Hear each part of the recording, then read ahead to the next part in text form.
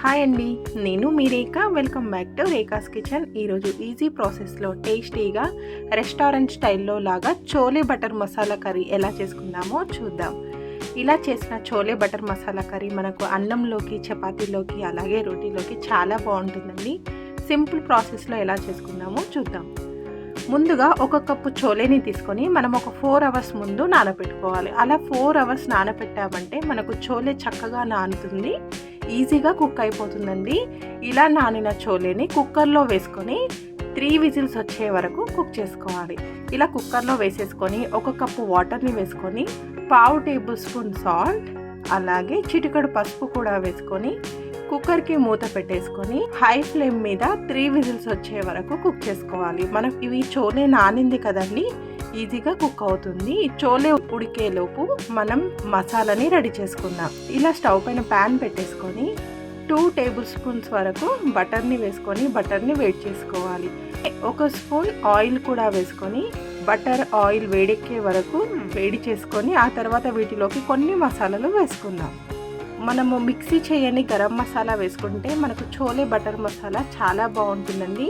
2 inches చెక్క, 1/2 table spoon సాజీరా, 10 వరకు లవంగాలు, అలాగే 4 ఇలాచీలు, 1/2 టేబుల్ స్పూన్ జీలకర్ర కూడా వేసుకొని లైట్గా ఫ్రై చేసుకోవాలి.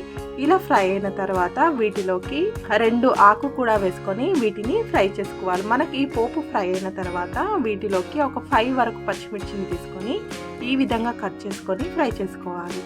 అలాగే వీటిలోకి సన్నగా కట్ చేసిన ఆనియన్ని కూడా వేసుకోవాలండి. మనము ఆనియన్ని మిక్సీ చేయకుండా సన్నగా కట్ చేసి వేసుకుంటే మనకు చోలే బటర్ మసాలా కర్రీ చాలా బాగుంటుంది.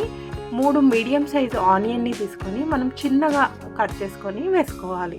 ఆనియన్ని కూడా వేసేసుకొని ఆయిల్లో కలిసేలాగా ఒకసారి బాగా కలిపేసుకోవాలి. వీటితో పాటుగా 2 రెమ్మల కరివేపాకు కూడా వేసుకొని ఆయిల్లో కలిసేలాగా బాగా కలిపేసుకొని మూత పెట్టేసి ఒక 2 మినిట్స్ పాటు హై ఫ్లేమ్లో పెట్టుకొని కుక్ చేసుకోవాలి. ఆనియన్ వేగడానికి మనకు కొంచెం టైం పడుతుంది కదండి, అందుకే మనము హై ఫ్లేమ్లో పెట్టుకొని ఒక 2 మినిట్స్ ఫ్రై చేసుకున్నామంటే మనకు ఈజీగా ఫ్రై అయిపోతుంది. ఇలా మూతతో కవర్ చేసుకొని హై ఫ్లేమ్లో పెట్టుకొని 2 మినిట్స్ పాటు ఫ్రై చేసుకోవాలి. ఆ తర్వాత ఆనియన్ని మధ్య మధ్యలో కలుపుకుంటూ అడుగు మాడిపోకుండా ఫ్రై చేసుకోవాలి. మనం ఈ ఆనియన్ని గోల్డెన్ కలర్ వచ్చే వరకు ఫ్రై చేసుకోవాలి. ఇలా మూత పెట్టి ఫ్రై చేసుకోవడం వలన ఆనియన్ త్వరగా మెత్తపడుతుంది, ఈజీగా ఫ్రై అయిపోతుందండి. చూసారు కదా, మనకు ఆనియన్ ఈ విధంగా లైట్ గోల్డెన్ కలర్ వచ్చే వరకు ఫ్రై చేసుకొని వీటిలోకి కొన్ని మసాలాలు వేసుకుందాం. ఇలా ఫ్రై అయిన ఆనియన్లోకి 1/2 టేబుల్ స్పూన్ పసుపు, అలాగే 1 స్పూన్ వరకు అల్లం వెల్లుల్లి పేస్ట్ని కూడా వేసుకొని వీటిలోని పచ్చి స్మెల్ పోయే వరకు ఫ్రై చేసుకోవాలి.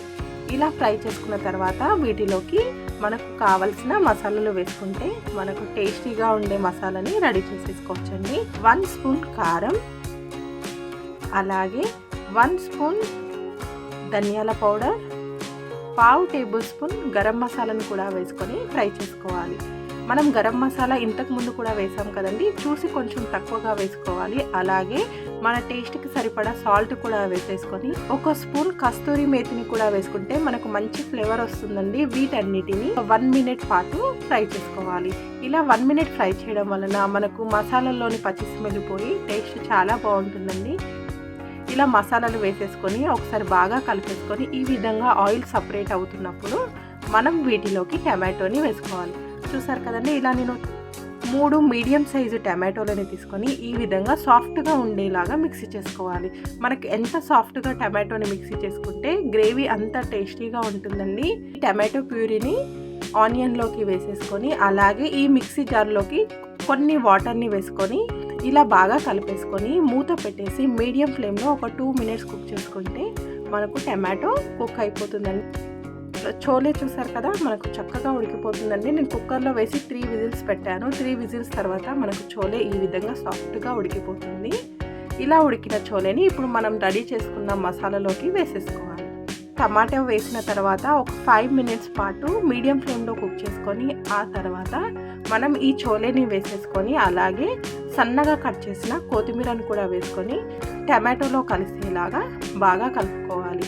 మనం చోలే వేసేసుకొని మూతతో కవర్ చేసుకొని 2 మినిట్స్ మీడియం ఫ్లేమ్లో పెట్టుకొని కుక్ చేసుకుంటే చూసారు కదండి, మనకు థిక్ గ్రేవీతో చోలే బటర్ మసాలా కర్రీ చాలా బాగుంటుంది. మనం ఇలా రెడీ అయిన చోలే బటర్ మసాలా కర్రీ మనం ఏ బౌల్లోకి తీసుకోవాలనుకుంటున్నామో ఆ బౌల్లోకి తీసుకుంటే మనకు టేస్టీగా ఉండే chole butter masala curry ready అయిపోతుందండి. సింపుల్ ప్రాసెస్లో టేస్టీగా రెస్టారెంట్ స్టైల్లో లాగా మనం చోలే బటర్ మసాలా కర్రీని ఇంట్లోనే రెడీ చేసేసుకోవచ్చు. ఇలా బౌల్లో వేసుకొని ఆ తర్వాత కొంచెం కొత్తిమీరతో గార్నిష్ చేసుకుంటే మనకు టేస్టీగా ఉండే chole butter masala curry ready అయిపోతుంది. మీరు ట్రై చేయండి. ఈ వీడియో కనుక మీకు నచ్చితే లైక్ చేయండి, అలాగే షేర్ చేయండి. Thank you for watching.